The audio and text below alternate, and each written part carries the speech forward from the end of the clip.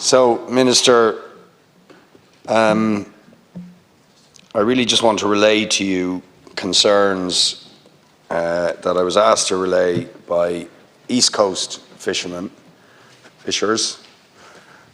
about the threat they see to their industry. What is currently a sustainable industry, a sustainable shellfish industry, which they estimate directly and indirectly results in the employment of about 800 people, affecting towns and coastal communities and fishers all the way up and down the East Coast. And the threat they see from plans to build industrial wind farms on sensitive sandbanks, particularly close to me would be the Kish Bank and the Codling Bank. And of course, nobody disputes, the fishers nor myself, we're very much advocate in favour of developing renewable energy resources and using the potential we have, the marine potential we have to develop those resources, but we don't think one thing should come at the expense of another. And in fact, the point that the fishers would say on the East Coast is that European law, and I'm not a legal expert in this area, but that European law is very, very clear that you can't displace one industry with another. So where there is an industry and where people are making their livelihood and living in a particular area, you're prohibited from displacing them and destroying their industry and livelihood in order to make way for another industry. But that is precisely what they see as coming down the line as the private corporations, and they are all private corporations, most of them not even companies based in this country, are planning to put very, very big industrial wind farms all the way up and down the East Coast on sensitive sandbanks, which are critical to the sustainability of the shellfish industry and our spawning grounds for the fish. And they're, very, very sensitive sites at many levels. Obviously, your concern and their concern is in terms of the fishing. Environmentally, they're also very sensitive. And they say that the private companies that are being issued licenses at the moment, for example, for surveys, but ultimately are intending to put these big industrial wind farms, which will see thousands potentially of enormous wind turbines at very, very close proximity to our coasts, but from their point of view, critically on the sandbanks, which are critical to their industry, that this will destroy their industry. They're in no doubt it will destroy their industry. There'll be nothing left at the end of it, and that these things should be placed further out or on less sensitive sites.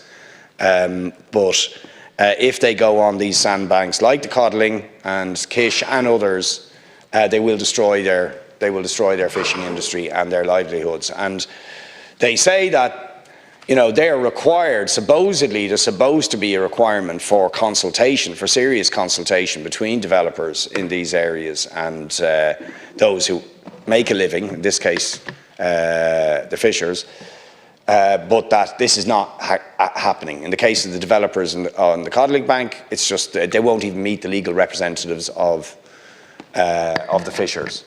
So there's no serious engagement, and they are just ploughing ahead regardless of the consequences for the fishers. So the question they asked me to ask you is, what are you doing to safeguard their industry and their livelihoods? And I think they're watching in to see, and they're very keen to hear what your response, but that's what they want to know. what are you doing to ensure that their industry and livelihoods are not destroyed by plans to put wind turbines on these particular locations which are critical for the sustainability of their industry, their income and their jobs? I think that this is an important issue, Deputy Boyd Barrett, because there obviously is massive potential, and it's really important for the future of our country that we develop sustainably the potential offshore for renewable energy to meet our own national needs, but also the capacity is there to produce enough electricity for 5 times what we need to become a net exporter. So obviously there's great potential there which we have to step out, but central to how we do that is engaging with the fishers who currently would use some of that ground or parts of that ground for fishing opportunity. And that consultation and engagement is really important. It's something I've been focusing on as Minister for Marine, to make sure everybody's getting pulled together and that we actively focus to make sure people are properly engaged with in relation to that. There's now been a seafood offshore renewable energy working group established with joint input from my own department as well as the Department of Housing and the Department of Energy, Communications and Climate as well, Minister Darragh O'Brien and Minister Eamon Ryan's departments, and that's been facilitated by Captain Brian Fitzgerald as well in relation to that. Captain Brian McCabe, I should say, getting Brian Fitzgerald into trouble there. Captain Brian McCabe. So listen, that's an important forum to do that, but I absolutely accept what you're saying, and there has been challenges in relation to everybody coming together and everybody having a proper line of sight. It's important everybody does, and everybody's views gets taken on board, and particularly those who actually depend on these areas at the moment for their livelihoods, that's fully understood and accommodated. Well, Minister, I'll only add that, I think they would very much appreciate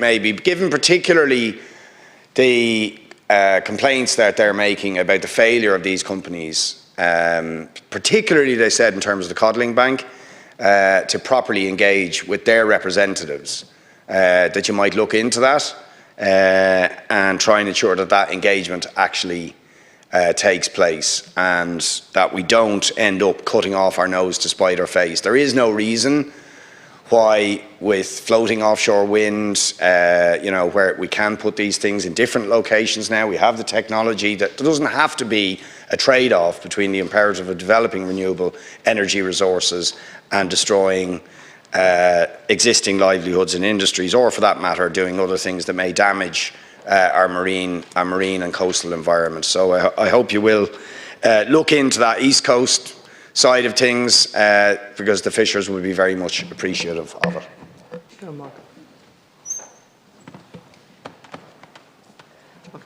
If you want to use the 2 minutes, Minister, no, to come back on any question. And thanks for that contribution, and it's an important issue, Deputy Boyd Barrett, and it's important that everybody is part of that process. Because there's so much to do in this space and so much potential, but we have to respect those have been on this largely on their own for generations, and whom depend on it for their livelihoods as well. And as I say, Captain Robert McCabe is leading the coordination of that offshore renewable group between the three relevant departments as well. Just to go back then to Deputy Cairns in relation to Union Hall Pier, and I know it's something you've raised previously, and your colleague Deputy Christopher Sullivan was in touch specifically around facilitating the meeting with Cork County Council and my own department in relation to how this could step out. I know it's something Deputy Collins has raised before as well. I have allocated some funding to Union Hall there over the last couple of years, but the initial steps here now in terms of stepping this out is a role for Cork County Council in terms of the design, the development of the proposal, and to get it to a position where it can be submitted to the department for consideration under any future grant schemes. I acknowledge I've been to Union Hall a number of times. I spent summer holidays there. It's a wonderful part of the country, a really important fishing pier, and it's important we find ways in the future. But at the moment, it's in Cork County Council's bailiwick to actually step that forward. But my team are going to have that meeting with them just to discuss it. Okay, thanks.